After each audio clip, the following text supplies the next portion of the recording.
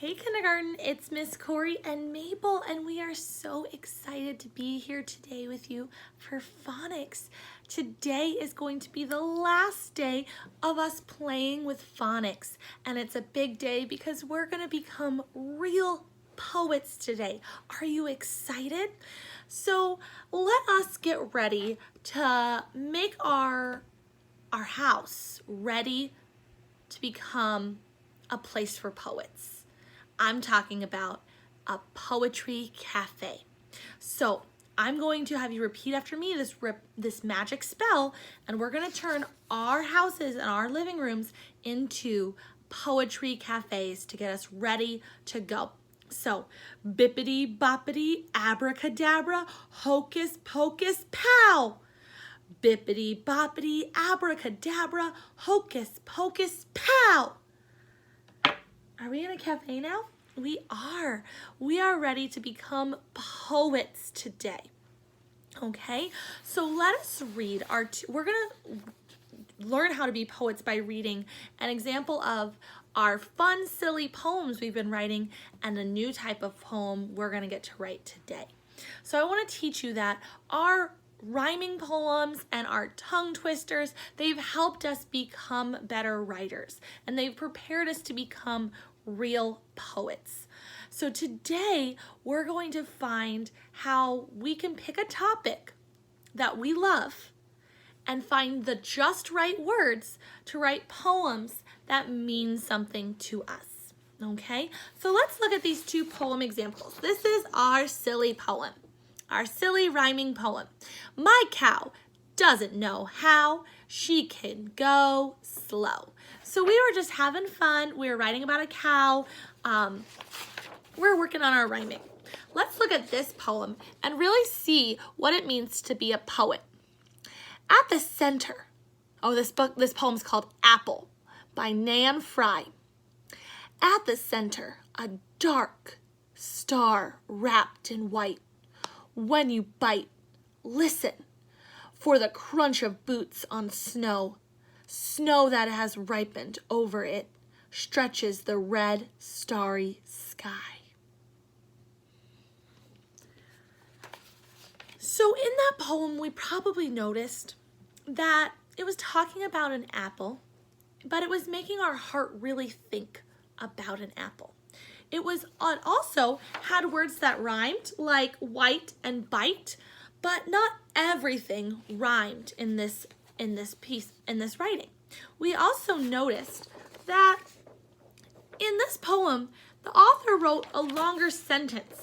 They wrote a little bit more than just the short phrases we've been writing. Okay? So today, when we write poetry, we're going to pick something that is important to us.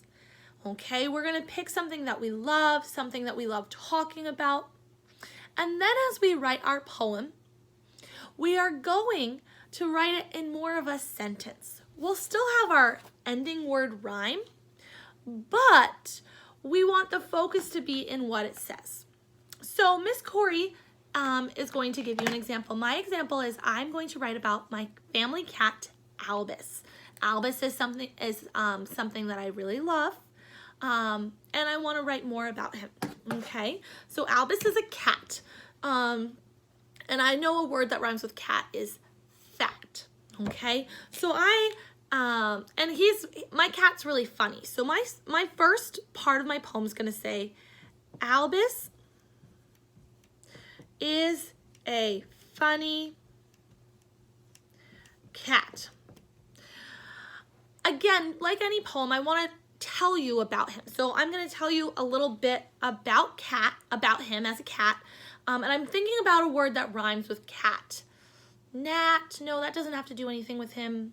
Sat, mat, fat. Albus is fat. I could write about that. So I'm going to say, he is gray and very fat. So I wrote the first part of my poem. I'm not done. But if you notice, I wrote a whole sentence this time. Albus is a funny cat. He is gray and very fat.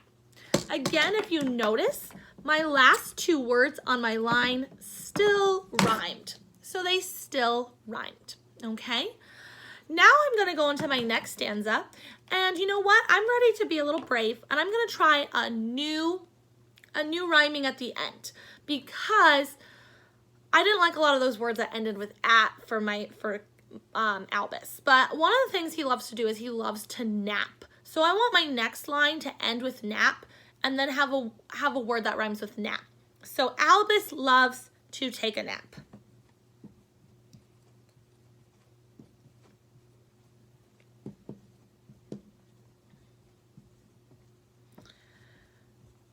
Okay, so I wrote Albus loves to take a nap.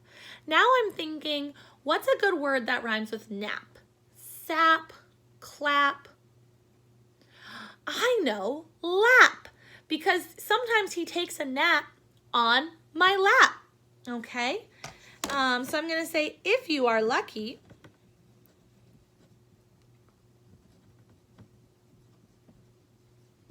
on your lap, okay? So there's my second line, okay? And then again, as you notice, I have two words that rhyme, but this time the rhyme is different. They actually don't rhyme with cat and fat, so I'm gonna change the color of that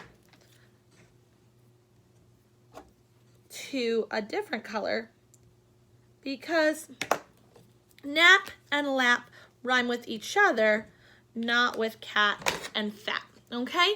Now, I could finish here, but my poem doesn't feel done. A poem, you always want to make sure the reader recognizes it's done. So I want to put one more line in to tell my readers it's done. So I'm going to say, I wouldn't trade him for any other cat.